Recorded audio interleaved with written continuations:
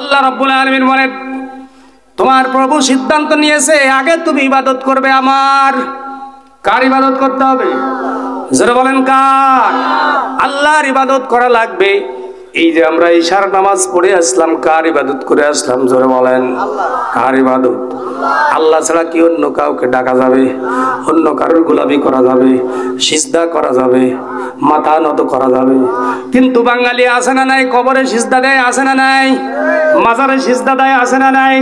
ওই মাজারে যাইয়া পকেট থেকে 1000, 2000, 5000 গরু ছাগল নিয়ে কল করে নোটটা নিয়ে মাজারে ফেলাই দেয় আছে না নাই? সব শিরিক। সব কি শিরিক? এগুলো করা যাবে না। মাজারে কোনো মাজারালা কিছু দিতে পারে না। পারে? মাজারালা তো মরিয়ে গেছে, পয়সা গেছে, ওর ভিতরে কিছু আছে কিনা আল্লাহ জানে। আমরা যাইয়া বাজারে যে কই বাবা ছেলে দাও, মেয়ে দাও, বাবা অর্থ দাও, টাকা দাও, আমার এই সমস্যা এই সমস্যা, এটা সমাধান করে দাও। সব সমস্যার সমাধান কে করবে? আল্লাহ। চাইতে হবে কার কাছে? আল্লাহর কাছে। তাহলে ইবাদত বন্দেগী কার করা লাগবে? আল্লাহর।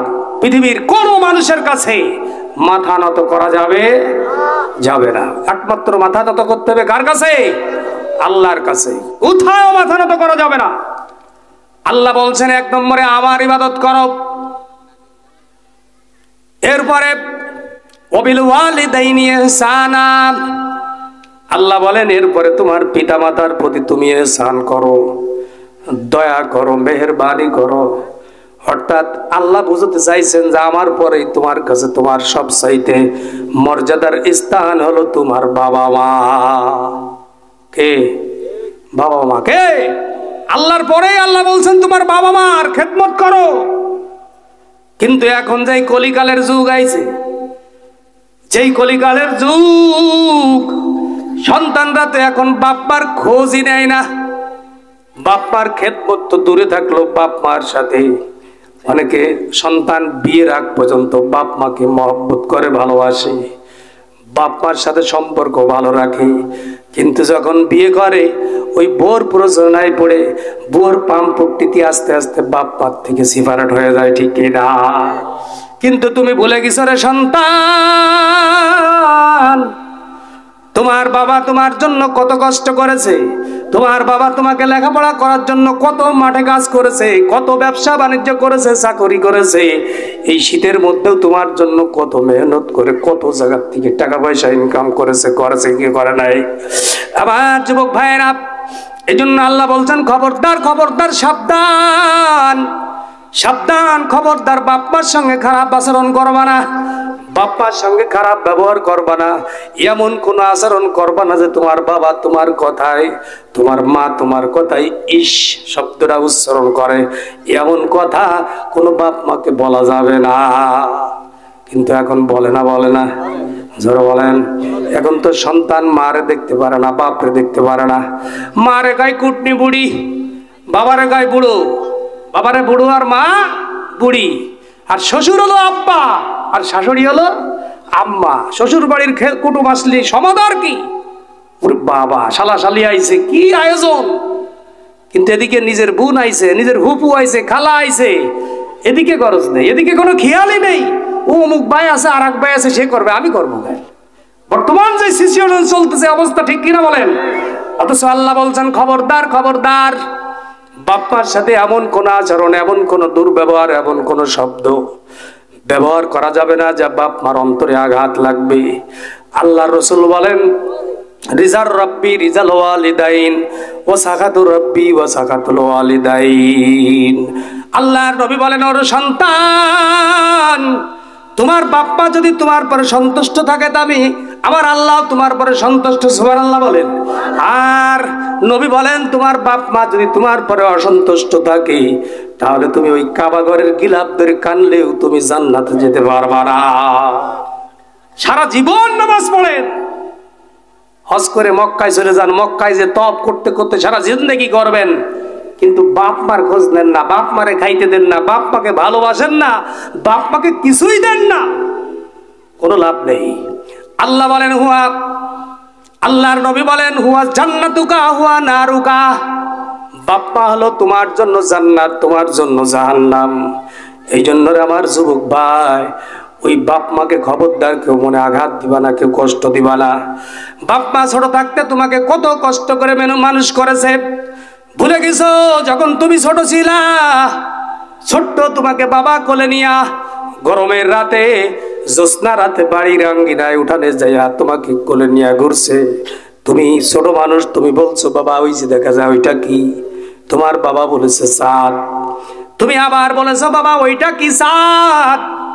আবার তুমি জিজ্ঞাসা করেছো বাবা ওইটা কি চাঁদ? একবার দুইবার নয়, 1000 বার তুমি জিজ্ঞাসা করেছো, কিন্তু তোমার বাবা রাগ হয়ে তোমাকে কাঁধের থেকে জমিনে ফেলে দেয় নাই। আর আজকে সেই বাবা যদি একবারের জায়গায় 2 বার কথা বলে, মা যদি একবার জায়গায় 2 বার কথা বলে, আমি রাগ হয়ে যাই।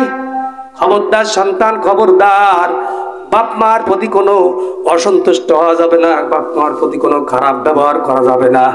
আল্লাহর নবী বলেন, ও আমার উম্মতের, আমি আমার বাপ মার খেদমত করতে পারি নাই, আমি আমার মায়ের খেদমত করতে পারি নাই, তোমাদের বলে গেলাম তোমরা খবরদার, খবরদার, বাপ মার মনে আঘাত দিবা না, বাপ মার খেদমত করবা। বাপ মার খেদমত করে দুনিয়ার থেকে তুমি জান্নাত কামাই করে নিবা। আবার ভাইরা, পয়গম্বর মুসা নবী আল্লাহর কাছে জিজ্ঞাসা করে, মালিক জান্নাতে আমার সাথী কে হবে?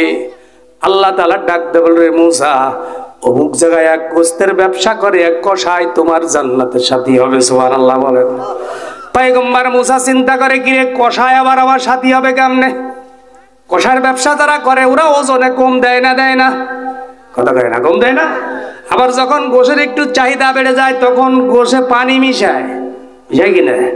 এই জন্য পয়গম্বর মুসা নবী চিন্তা করলেন যে কসাই আবার আমার জান্নাতে কেমনে সাথী হবে, তাহলে তো লোকটার একটু দেখতে হয়।